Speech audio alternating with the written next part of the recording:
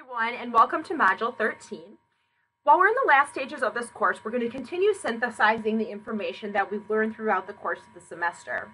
So we have two modules after this in which we're going to really focus on the role of the nutrition and professional and environmental nutrition. But today I want to go into examining in more depth what the literature tells us about which dietary patterns are sustainable.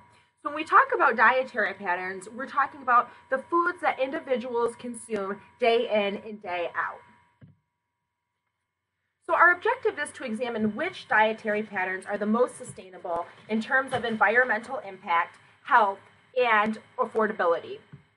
So you'll get a really nice overview in your readings, but in this lecture, I wanted to go into more depth about what the specific findings are in this area of research. So first, we're going to talk about what is a sustainable diet and what are the themes in the literature. And then we're going to examine which dietary patterns are associated with the lowest environmental impact, but are the most also nutritionally sustainable and affordable. So what is a sustainable diet? Well, a sustainable diet has to meet a lot of different criteria. So first, it's got to be nutritionally adequate. So we can't live if we don't have a nutritionally adequate diet. So this is, of course, a must. And it's really related to environmental nutrition we've seen because the production of food and its nutrient content are inextricably linked with the environment. We saw that earlier in the semester that seasonality, soil health, production methods can all impact the nutrition content of foods. And we also know that we have to consider nutritional adequacy when we're talking about a sustainable diet. So some studies show that sweets have a low environmental impact, but that doesn't mean that we should, as nutrition professionals, promote this food just because it has an low environmental impact.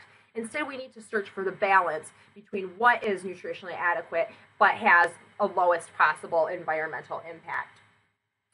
And when we're considering environmental impact, well, we have a few different things.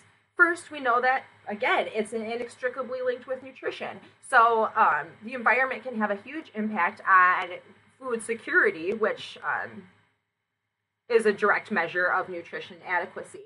But I think it's also important to keep in mind that all food has an environmental impact. And it's not about being perfect. We would have to, eat nothing, I guess, to have no environmental impact.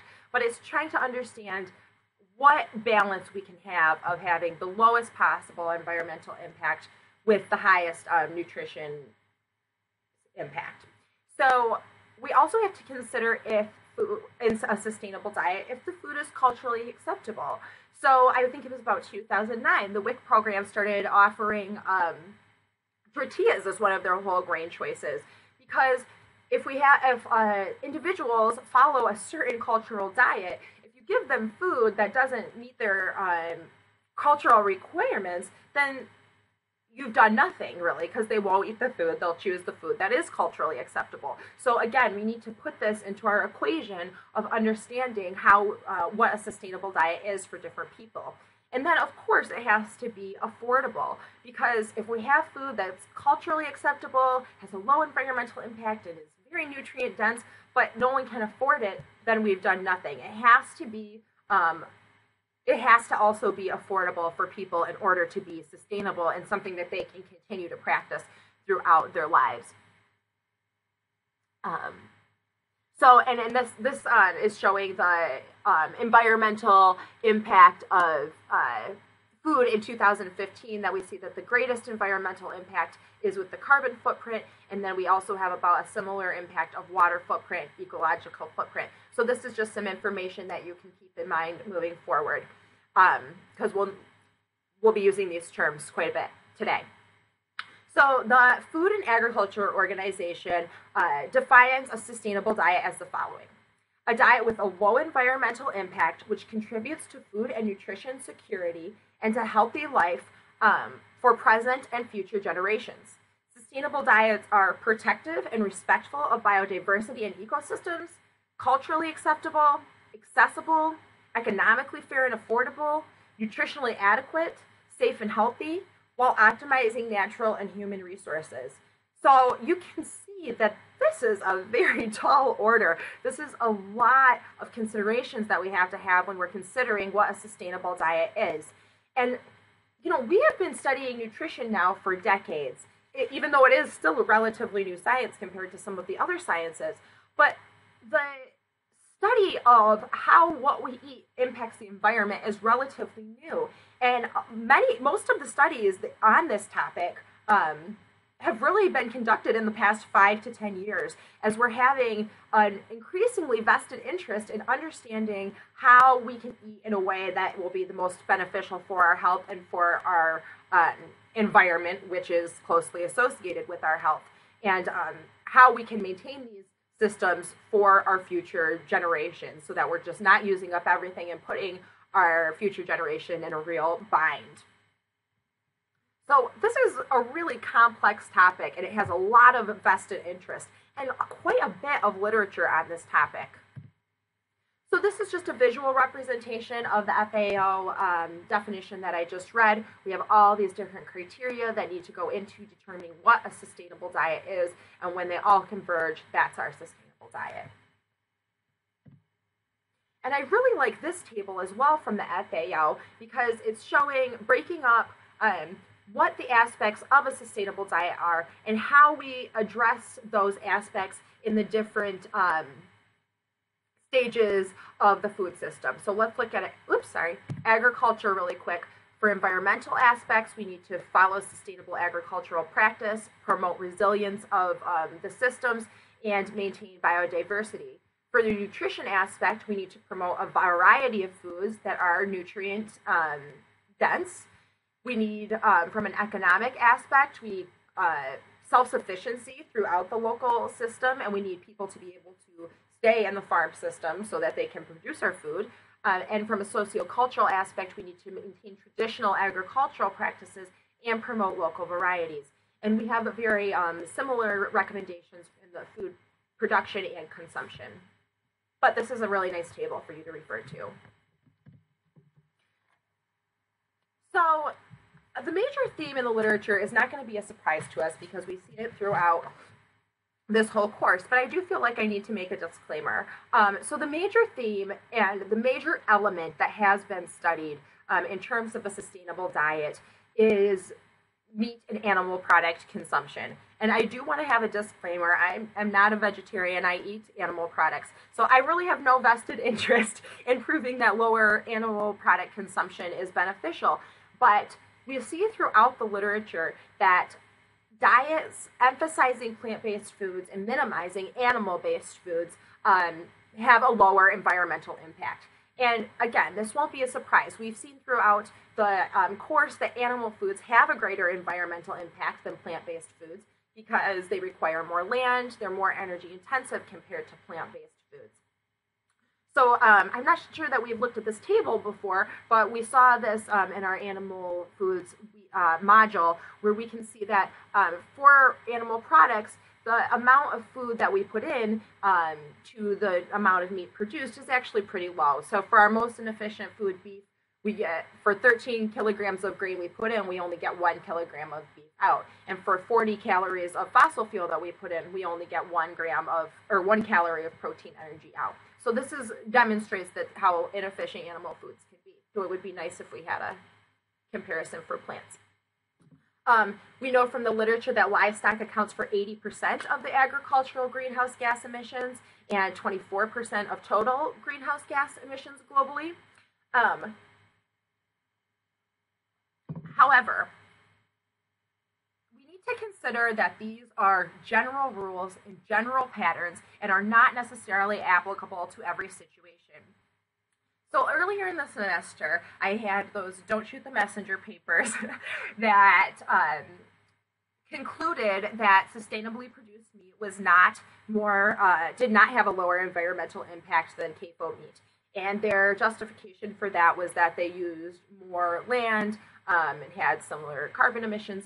But I think as we discussed in that module, this is a newly developing science, and researchers aren't necessarily able to capture all elements of sustainability. So think about a couple of different scenarios. first is the food that's being grown from the animal or the grazing land that the animal's grazing on, can that be used for human food, raising food for human consumption, plant-based food for human consumption? If the answer is yes, then we can get a lot more food out of that land than raising animals on it, theoretically. If the answer is no, and the animals are grazing on land that is not possible to grow plant foods on for human consumption, then maybe it could be a more sustainable option, especially in northern climates where it's not possible to grow plant foods throughout the year, but it may be possible to grow animal foods throughout the year. So these are things that we need to think about. We also need to think about the perspective that was presented by Joel Salatin in the TED Talk video earlier, where he describes that animals can be an integral part of a sustainable closed food system, but they need to be, their strengths need to be emphasized, and we need to treat them as they were evolved to eat and act. So this is just something to think about as we're discussing the literature. Now, we know that animal foods have a greater environmental impact, but we also know that we see in a theme throughout the literature that plant-based foods are protective against disease. And we'll examine that more moving forward.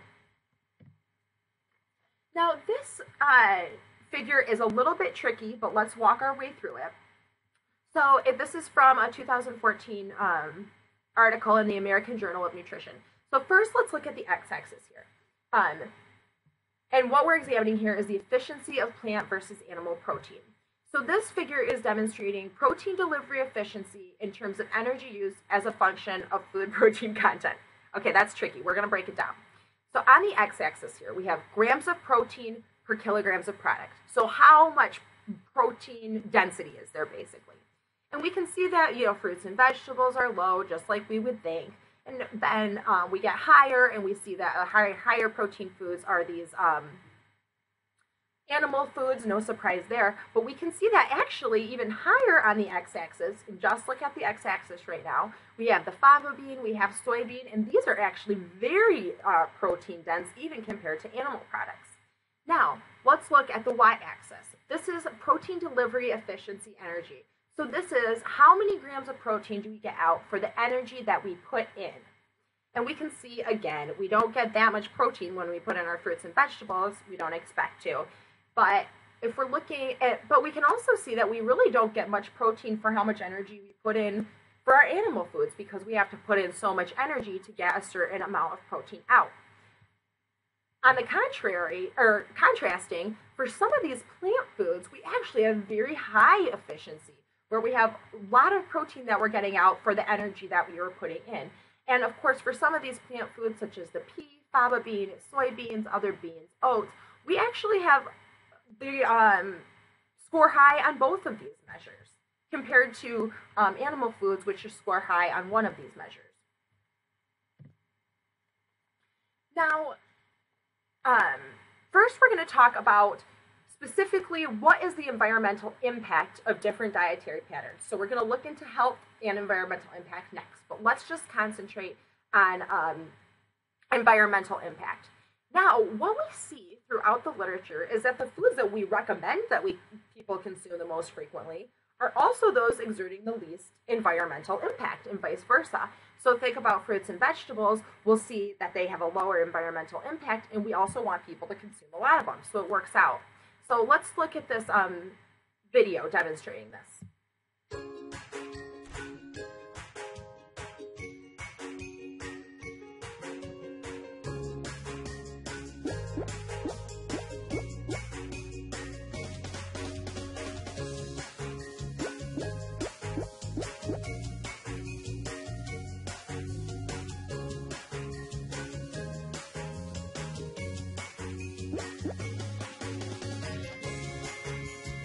So you've seen this a lot before. It's kind of an environmental nutrition cornerstone.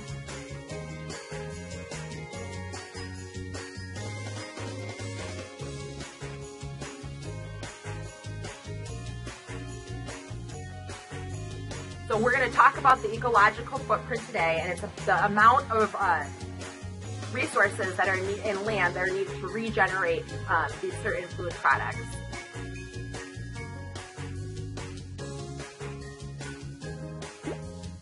So now they're comparing the environmental impact of different types of diets. And we're going to look more at this data, but this is just kind of a nice introduction.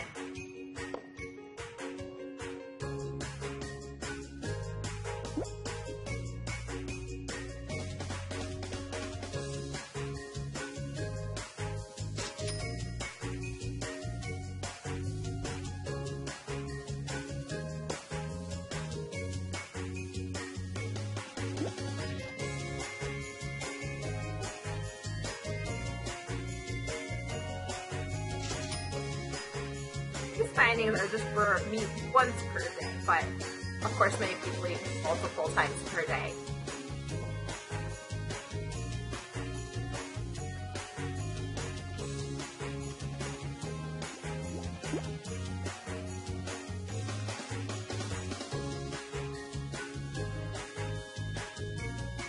So this was from the Barilla Center for Food and Nutrition, and I'm going to be using their graphics a lot here because they study this topic in depth and they do a really nice job of presenting materials with great visuals, as you just saw.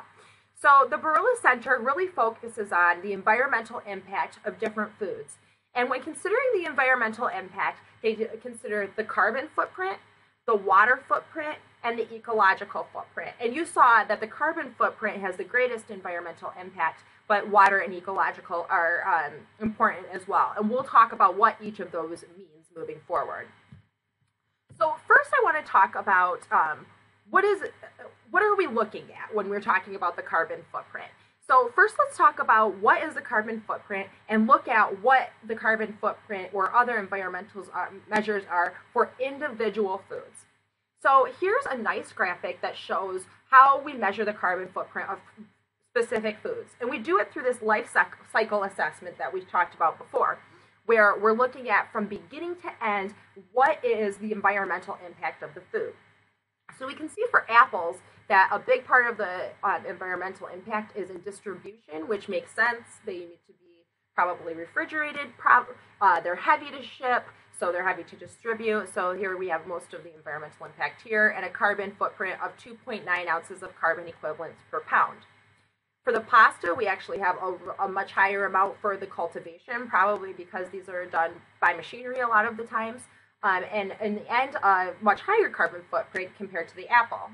And then when we get for red meat, we can see that a majority of the environmental impact or carbon footprint is in the livestock farm, and in the end, we have a really huge carbon footprint compared to the apple or the pasta.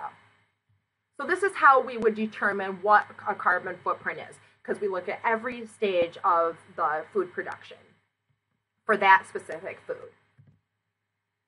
So in this Barilla report from the Barilla Center for Food and Nutrition, a couple of different things. Here's a link here, and it links to the full report from 2015, so it's very current, of what which gives a really detailed analysis of the environmental impact of different foods.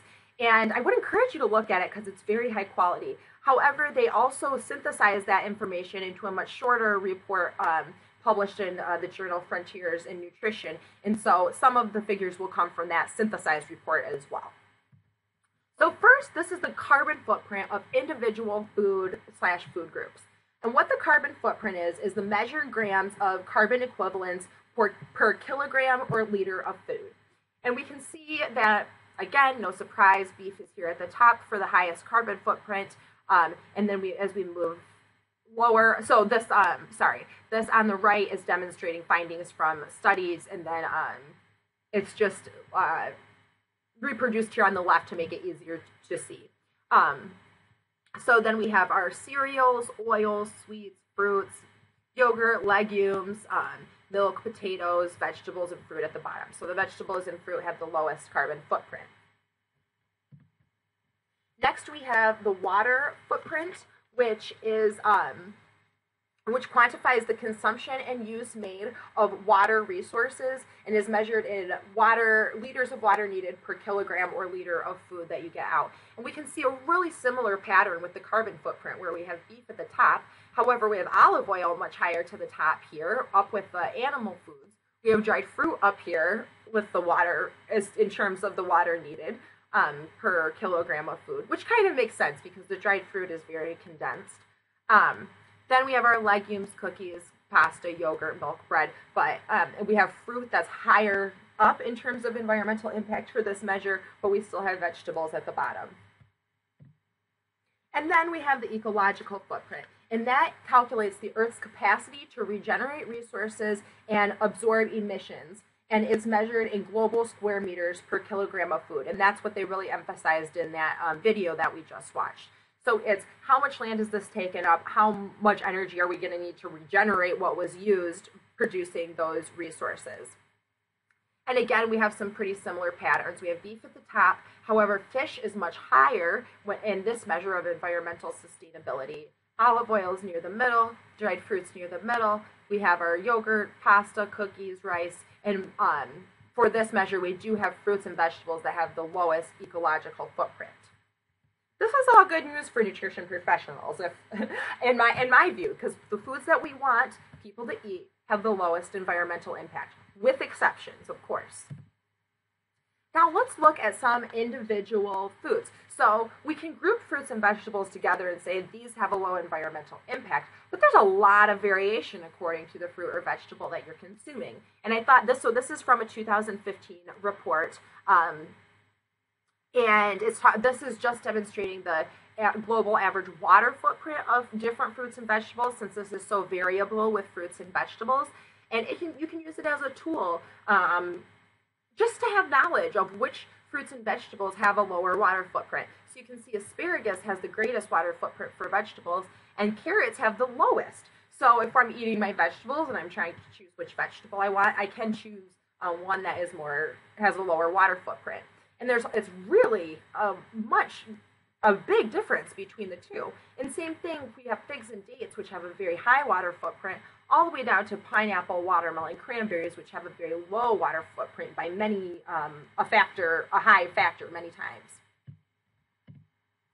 And here is the same kind of figure, but for oils and nuts. And as you can see, olive oil has a really high water footprint compared to soybean oil. And then here we have almonds that are pretty high, but all the way down to walnuts, chestnuts, groundnuts that are really low water footprint. So it can be really variable even within the food group. Now let's move on. Now let's move on from the individual foods to the total diets. And I can tell you, again, when we're looking at the environmental impact of diets, the biggest focus of the literature, and it's almost exclusive, is on meat consumption. So in this 2014 article from the American Journal of Clinical Nutrition, it shows the comparison of greenhouse gas emissions of different diet patterns. So we're moving beyond individual foods to the diet pattern. And we can see that So we're going to look at this study a few different times, and I'm just going to give you a little bit of a background. That this was the Adventist Health Study 2. So it looked at a large population across America and included many Seventh-day Adventists who, as we know, usually have a typical lower animal food and especially meat consumption. And they looked at the individuals who were following these different diets and ascertained a whole bunch of different factors, but what we're going to look at right now is their environmental impact. So here was the different greenhouse gas emissions from the different types of diets that were consumed. And we can see that compared to the non-vegetarian diet, the semi-vegetarian diet had a 22% reduction in greenhouse gas emissions, and the vegetarian diet had a 29% reduction in greenhouse gas emissions.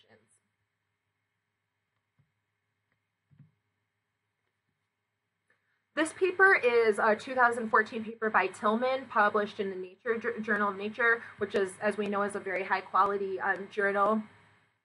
And the authors looked at different food groups and specific types of foods, and examined their environmental impact through different measures. So the first one was examining greenhouse gas emissions per kilocalorie of food. And you can see it's really low for the cereal and the sugars and oils, and for the most part for the vegetables, but it gets really high when we're looking at fish and livestock. And we're going to look at that in more detail too. The second measure is greenhouse gas emissions per serving of the food type. And this third one is the greenhouse gas emissions per gram of protein. So again, we can see it's pretty low for the cereal grains, and then much higher for the fishing and fish and livestock. Now, what's really nice about this is that they break up the different types of fish and livestock. And we can see that, so let's look at the fish first. We can see that compared to the non-trawling fishery, the trawling fishery has a much higher environmental impact. And in your reading about the scientific report for the dietary guidelines, they talk a lot about fish, and I think I'll include that more in this course moving forward, because the fishing methods can have a really big, really determine how big the environmental impact is. And similar, when we have non-recirculating aquaculture, the environmental impact is low compared to recirculating aquaculture. We can also see that for all of these measures, compared to poultry and pork, beef has a much higher environmental impact. Wait, one more thing. So again, I want to touch on, we don't know that much about the environmental impact of sustainably grazed food on lands that are not suitable for growing food. And in these ways, and in certain environments, of course, ruminant dairy and meat production can increase food security. So let's think about these developing countries where, you know, having a cow could really save a family in terms of providing them with food security and dietary quality. And environmental benefits via nutrient cycling when the animals are not in these concentrated environments that, you know, consequently produce concentrated pollution.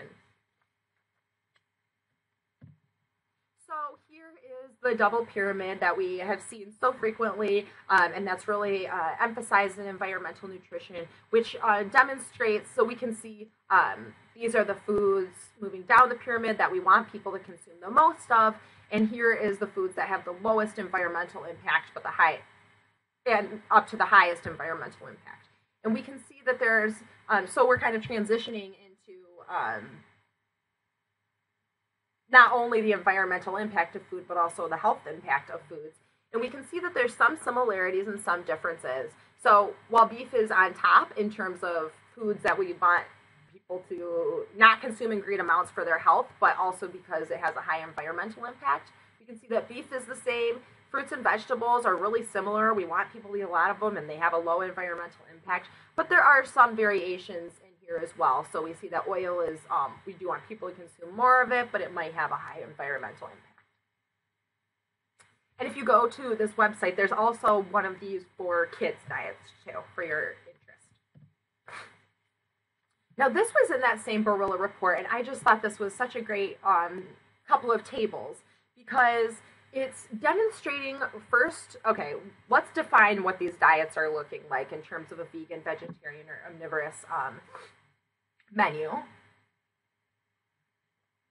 And also, then let's look at the estimated environmental impact between what these diets would be using these formats. So they have the 7 days of a vegan menu compared to 7 days of a vegetarian menu. And what I really like here is that they have what the impact would be if you did vegetarian 5 days a week, but omnivore 2 days a week, which I think is really realistic for a lot of us, and then the 7 days a week of the omnivore menu. And let's just look at the daily impact. They also have weekly impact, but I think this is easier to see.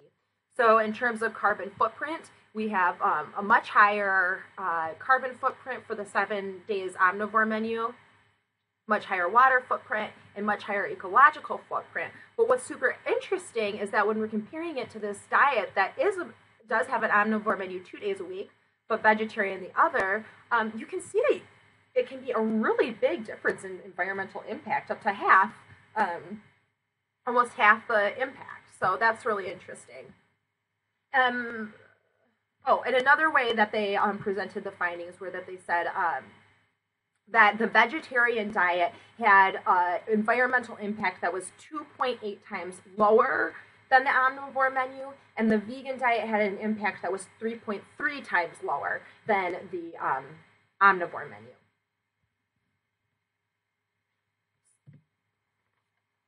Okay, so let's talk about how we can optimize both environmental sustainability and health. Now, we know that animal products are nutrient dense, so they can be a healthy part of the diet, and they have been recommended for many, many, many years in our dietary guidelines. However, we also live in a really different food system and a very different environment, very different physical demands than we have in the past. So we need to alter our dietary guidelines in order to address the current environment. Now, what we do know is that even though animal products can be really a healthy part of the diet, our evidence-based findings suggest that plant-based diets do support health more than meat-based diets in terms of increasing longevity and reducing chronic disease risk. And we know that there's growing evidence that red and processed meat consumption can lead to adverse health outcomes. So this is from that Tillman paper in Nature, this is a really neat figure because they're though they also examine the environmental impact of different food patterns, this figure is demonstrating the diet-dependent percentage and reductions of different health conditions. So what they're saying is compared to an omnivorous diet. So let's go look at this first panel and we'll kind of elucidate it a little bit. So we would say that compared to an omnivore diet, those who consume a Mediterranean diet have about a 15% reduction in risk of type 2 diabetes. Those with a pescatarian diet have about a 25% reduction in risk of diabetes. And those who consume a vegetarian diet have about a 42% reduction in risk of diabetes. Pretty convincing that there's some synergy between environmental sustainability and health sustainability. We see that though the reductions in risk are lower for cancer, they're still quite significant for all of these alternative diets compared to the omnivore diet. In terms of coronary health, the Mediterranean diet actually has the greatest reduction in risk compared to the omnivore diet, followed by the pescatarian and vegetarian diet. And what I thought was very interesting for this meta-analysis for all-cause mortality was that compared to the omnivore diet, those who followed the Mediterranean diet actually had the greatest reduction in risk of all-cause mortality, followed by pescatarian, but really no reduction in overall mortality for vegetarian diet. So while the vegetarian diet could be really helpful in some of these health scenarios, it may not reduce overall all-cause mortality. So let's talk a little bit more about the Mediterranean diet. There's increasing awareness of the health benefits of this diet. We know that it's a plant-based diet with moderate to low amounts of animal foods, and therefore, because of these two factors, it could address both health and environmental concerns. And what's great about it is that it's already a tested diet. It has tested acceptability in many regions of the world. Or at least, in the Mediterranean region of the world and increasingly in other regions of the world. And studies repeatedly demonstrate that this Mediterranean diet is associated with a lower environmental impact compared to our typical diet. And that's because it's more plant-based. And here is the Mediterranean diet pyramid, which is showing that what foods we want to eat every day, the olive oil, bread, pasta, fruits, vegetables, and every meal, every day, and weekly. And it's in line with a lot of the findings that we saw from the environmental literature. Red meat's on top for just eat this weekly, whereas fruits and vegetables are in breads are on the bottom. Eat these at every meal. Now, in this study, again from the American Journal of Clinical Nutrition, the authors examined both the greenhouse gas emissions and mortality rates for the different diet patterns, and this was from the Adventist Health Study here. So you can see that these numbers were huge in this study. So they had over 73,000 participants that they were examining these factors for. So this is a really, really, really good evidence. Okay, so let's look at table 3 first for the greenhouse gas emissions for different dietary patterns. So non-vegetarian is our reference, and in comparison, the semi-vegetarian diet has about a 22% reduction in greenhouse gas emissions, and the vegetarian diet has about a 29% reduction in greenhouse gas emissions. Similarly, in this same population, when we examine the mortality rates for the different dietary patterns, we have our non-vegetarian group as the reference here, and comparatively, the semi-vegetarian dietary pattern is associated with a 14% reduction in mortality, or hazard of mortality, and this is statistically significant. So if you don't have experience with these kinds of measures, if the 95% confidence interval here in the parentheses, if it doesn't cross 1, then it's saying it's statistically significant. So no matter what, even if it falls within this huge range, we know that there's still a reduction in mortality compared to the non-vegetarian diet. Now, what's interesting here they're saying that the vegetarian diet is actually not associated with as great of a reduction in risk of mortality as the semi-vegetarian diet, and it's might not even be considered statistically significant, since it's saying this at the upper level of this 95% confidence interval, there may be no difference with the non-vegetarian diet. But what's nice is that it's consistent with previous findings, and therefore with this consistency tells us that this probably is the actual relationship. Now I want to discuss specifically the diet that we recommend for heart health, because heart health is such a huge aspect of nutrition today due to the really high rates of heart disease and the high mortality rates associated with heart disease. So there might be synergies between heart health recommendations and environmental impact or environmental sustainability, but there can also be tensions between these, and we're going to look at why.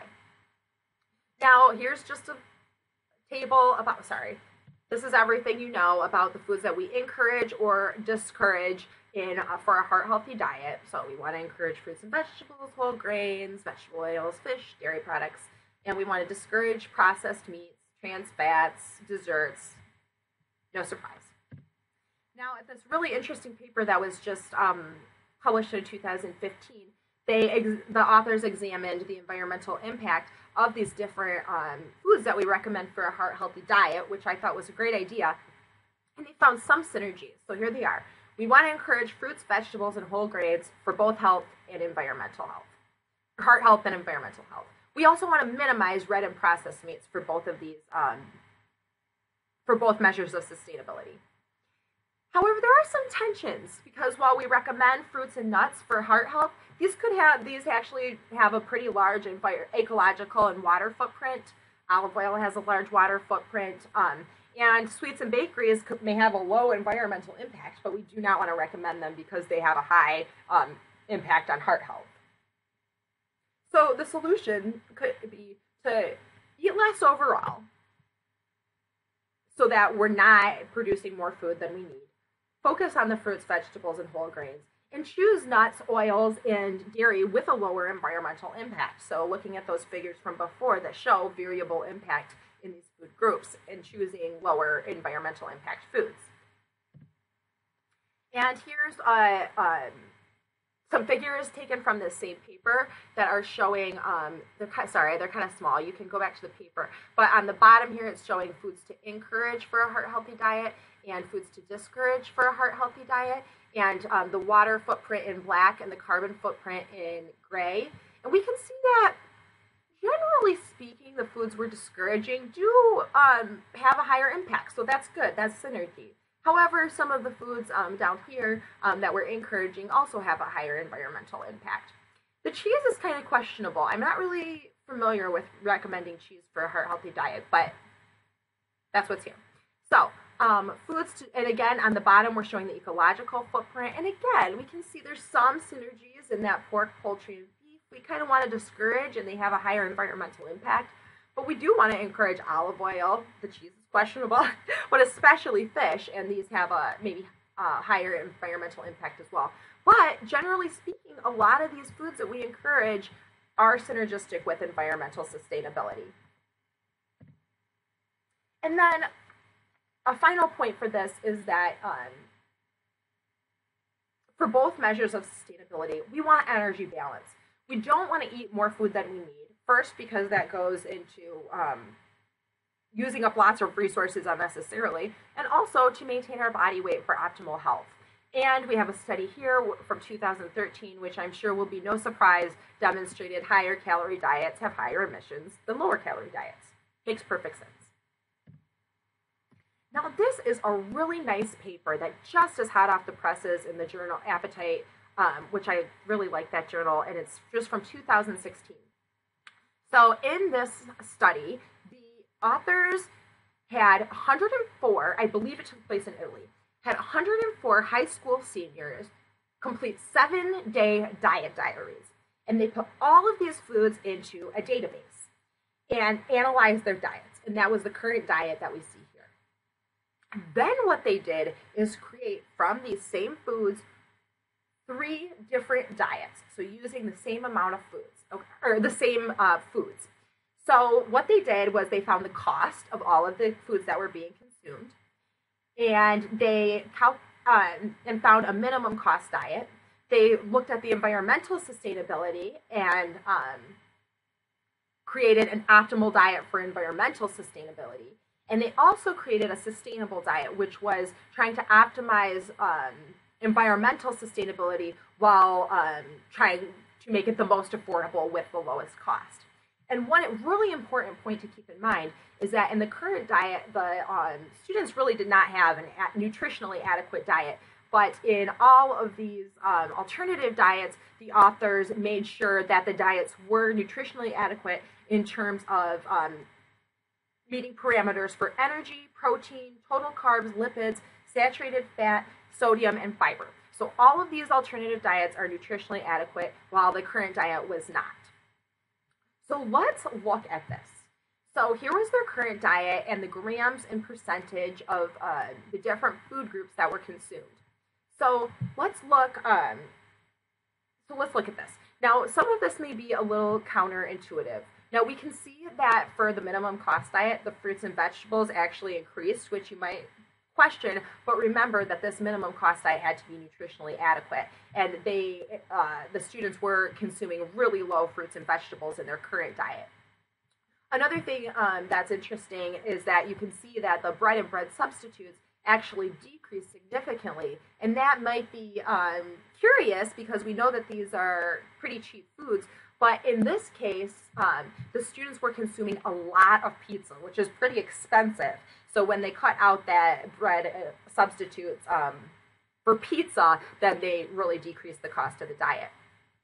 Now, I'll let you kind of go on your own and look at the comparison between these two. But a couple of things the biggest thing I want to point out is that we see you have the meat here and the fish and seafood here, and we can see that comparatively, these diets have no fish or meat and seafood. So what that's saying is when the authors used all of these foods the kids were actually eating and, manipulated them to be nutritionally adequate but have the lowest cost, they included no meat or fish or seafood in any of the alternative diets. So that's kind of an interesting note. Now let's see. They really increased the legumes, they increased they decreased the sweets, and increased the dairy. So this is just kind of interesting. And then in the environmentally sustainable diet, there's less fruits and vegetables compared to the minimum cost diet, and then a similar amount in the sustainable diet. And another thing I wanted to look at in this table is the total grams of food. So you can see they're consuming about 5,500 in the current diet, but much more in these alternative diets, and that's because they were eating more meat, and fish and seafood, which have are very high nutrient concentrations, and a lot of pizza, which is very has a lot of calories per volume of food as well. Okay, and then this is from that same study, and it's examining the carbon emissions for each of the dietary patterns. And you can see that compared to the current diet, all of the other alternative diets had a much lower carbon emissions.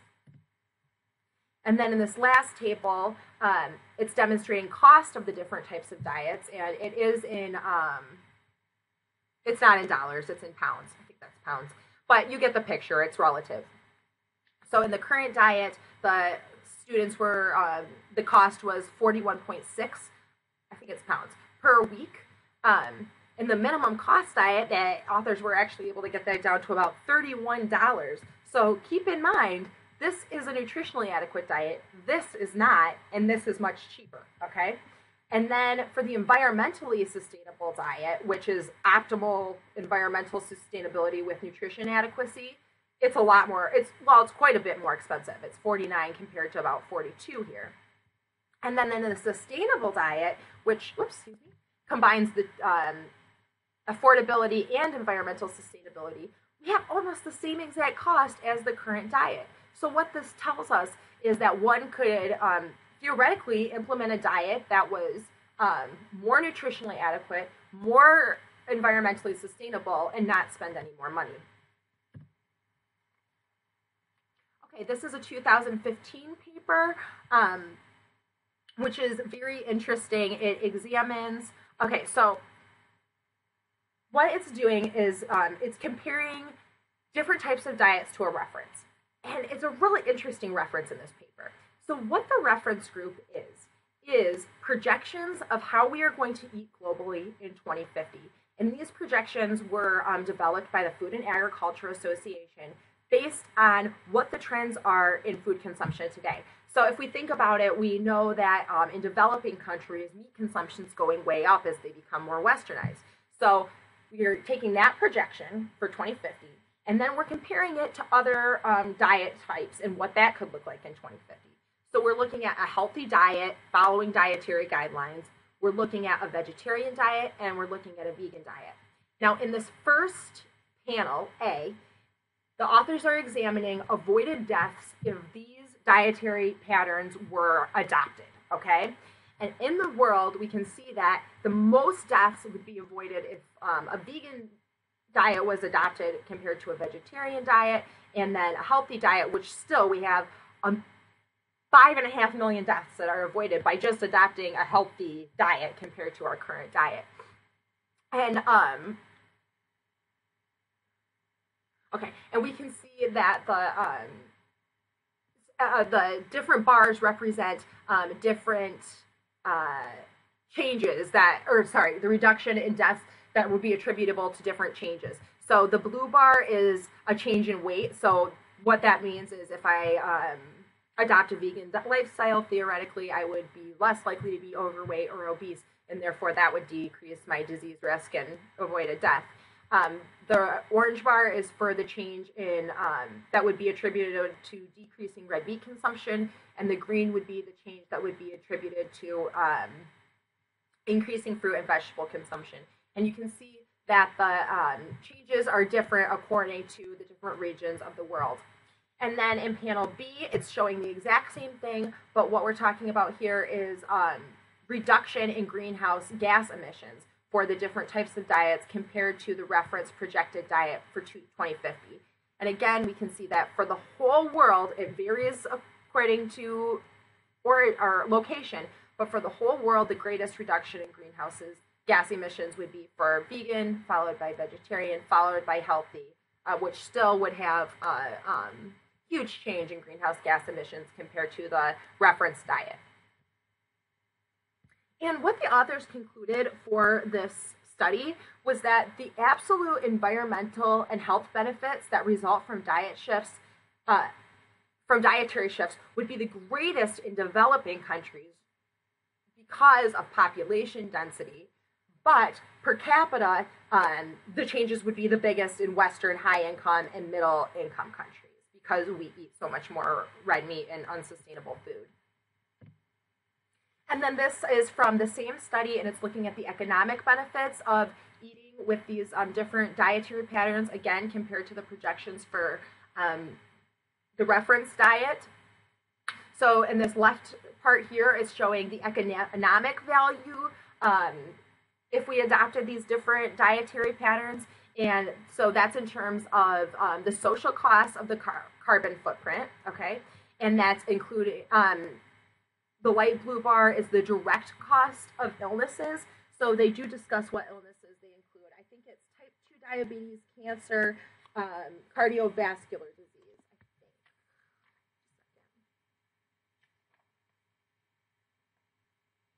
Coronary heart disease, stroke, type 2 diabetes, cancer, and weight. So they are looking at the direct cost of illness, and then they also, the dark blue bar is the indirect cost of illness, which they say is unpaid informal care, productivity losses from lost labor time. So it's pretty comprehensive. You can see here, this is measured in trillions of dollars, where we have over $1 trillion theoretically saved from adopting the vegan dietary pattern. And then this measure of economic value is, you can see, much higher. And what they're measuring is value of life benefits. So basically, how much money do you lose just from this early mortality where people could be working? And you can, if you want to learn more about those measurements, you can please feel free to go to the paper. So we have looked at environmental impact of food. We've looked at balancing it with health. We've started to examine the affordability of it. So we have a number of different studies, 15 studies that examined, a meta-analysis of 15 studies that examined whether eating sustainably is more expensive. And we see that 2/3 of studies say, no, it's not more expensive, and 1/3 says that, yes, it is expensive. So here are the 10 studies say, no, not if you choose cheaper foods which are higher in nutrients. No, not after you get adequate nutrition education and understand how to optimize the cost of healthy foods. But then 5 studies say, yeah, it is more expensive, but only about $1.50 per day. However, that can really add up. And then I thought this was a really interesting little snippet. These infographics are great. So studies have found that there's an inverse relationship between socioeconomic status and obesity rate. But some studies show that obesity rate in the male population rises in accordance with income, while the opposite trend is observed for the female population. So that's really interesting. So in summary, sustainability, there's a lot of different ways that we have to look at sustainability in order to understand what the optimal diet pattern is. And to move towards solutions for all of these areas of sustainability, we need to choose foods that satisfy all of the elements, or at least most of the elements, or at least as best as we can. So there's many synergies between diets that are sustainable for health and the environment and are affordable, but there are some tensions. And the majority of the evidence in the literature says that diets that are low in animal products and higher in plant-based products are the most likely to satisfy all arenas of sustainability. But all foods have an environmental impact, and what our goal is to, as best as we can, reduce environmental impact while ensuring nutritional adequacy. All right, well, I hope that was informative, and I look forward to hearing about what all of you think about this topic on the discussion board. Thanks and have a great day. Bye.